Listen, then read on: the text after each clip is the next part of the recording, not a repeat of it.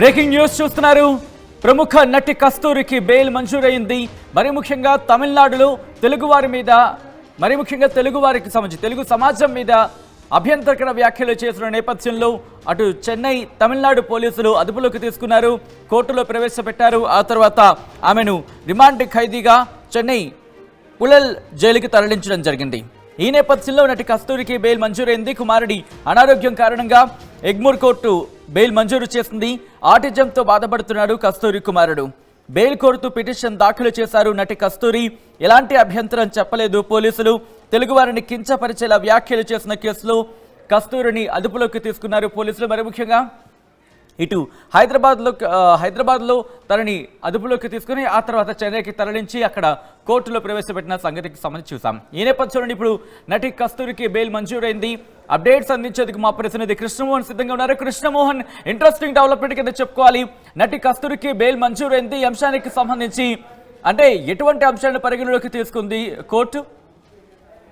Basic గా section ఈ వ్యవహారంలో పోలీసులు హైదరాబాద్ లో అదుపులో తీసుకుని చెన్నైలో కోర్టుకు పెట్టారు.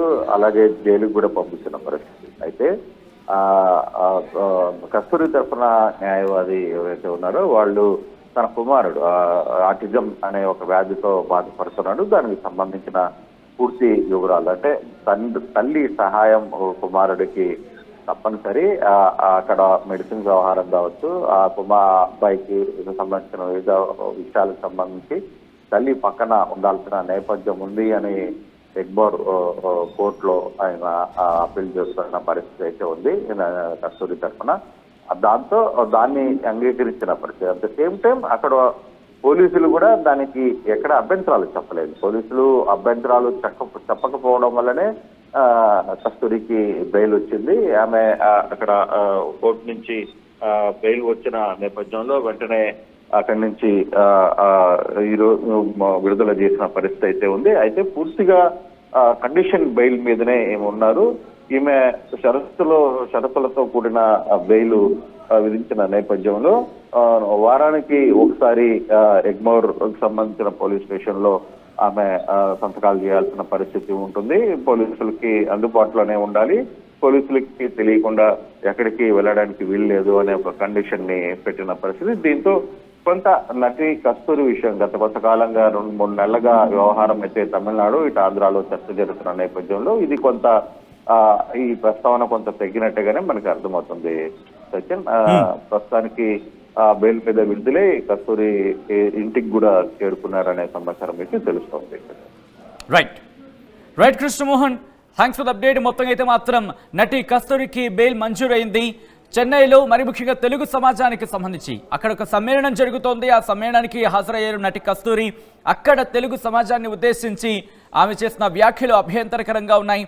ఈ నేపథ్యంలోనే తెలుగు సమాజం, ఇటు యావత్ తెలుగు సమాజం, ఇటు తెలుగు రాష్ట్రాల నుంచే కాదు, ఇటు భారతదేశంలోనే కాదు, దాంతోపాటు ప్రపంచవ్యాప్తంగా ఉన్న తెలుగువారు ఒక్కసారిగా మండిపడ్డారు. ఇటువంటి అభ్యంతరకర వ్యాఖ్యలు చేయడం ఎంతవరకు సమంజసం అంటూ కూడా ఆమెను ప్రశ్నించారు. ఆ తర్వాత ఆమె సమాధానం ఇచ్చారు. వాటికి సంబంధించి క్లారిటీ ఇచ్చే ప్రయత్నం చేశారు. కానీ ఎక్కడ ఆగ్రహం తగ్గలేదు, ఇంకా పెళ్ళుబుకింది.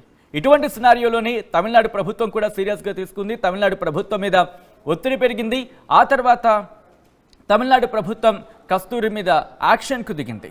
ఈ నేపథ్యంలో అక్కడ చెన్నై నుంచి హైదరాబాద్కు వచ్చారు. హైదరాబాద్లో ఉన్నారు.